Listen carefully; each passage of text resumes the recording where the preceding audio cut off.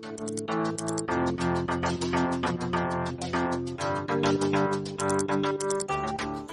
guys, Chris Collects Things back again. How you doing? In today's video, we're going to be talking about a topic that's been on everyone's mind lately after the February Nintendo Direct, and that topic is the possibility of having all of the Game Boy Pokemon games on the Nintendo Switch online service and the benefits that it would have on Pokemon Stadium 1 and 2 with the expansion pack. Let's talk about it. So, for those of you that are unaware or unfamiliar, Pokemon Stadium is a popular game that allows players to battle their Pokemon in a large 3D arena. It's been a staple of the Pokemon franchise for over 20 years now, and it's loved by millions of fans all over the world.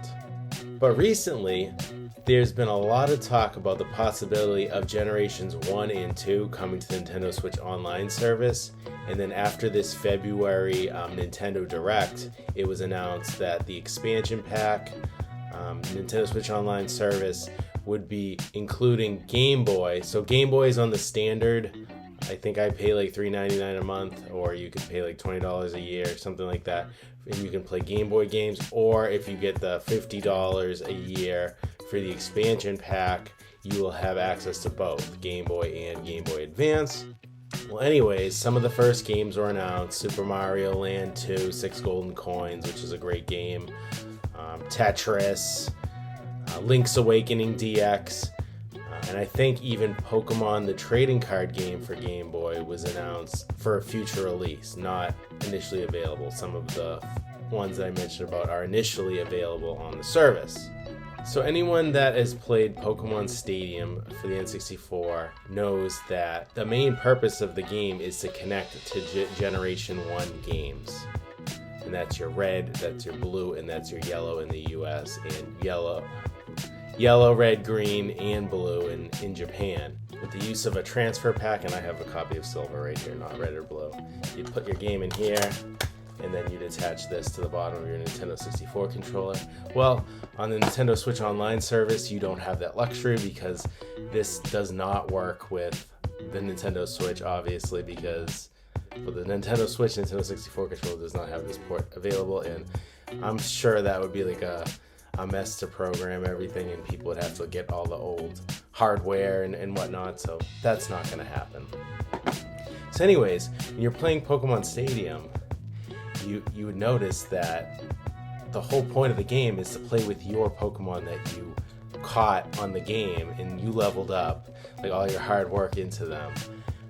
Well, there's no way of doing that right now in the Nintendo Switch Online service. So you would just use the rental Pokemon, which you could in the game. So there would be like different level caps for the cups of Pokemon. So like say like level 50 for instance, you would have all these rental level 50 Pokemon that their moves might not be customized to your liking. Honestly, they're pretty terrible. Like they don't perform well from what I remember in the actual game. So one glaring miss, like the entire game on the Nintendo Switch Online, is that you don't have these games to your specific Pokemon to use on the game.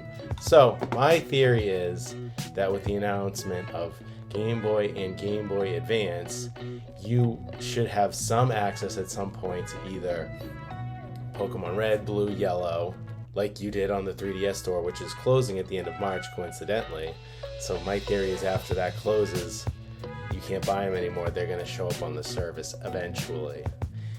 As well as like Gen 2, Gold, Silver, Crystal, and the Game Boy Advance, Fire Red, Leaf Green, Ruby, Sapphire, Emerald, you know the deal.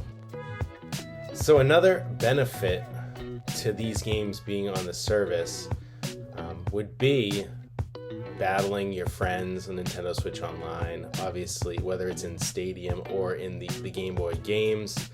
I don't know if they'll get this aspect to work in Pokemon Stadium, but if you remember with your use of the transfer pack, you were able to actually play your Game Boy game on the Nintendo 64, which would seem kind of redundant to be able to do that feature in Stadium if you can just go onto the Nintendo Switch Online and play Pokemon Silver, for example.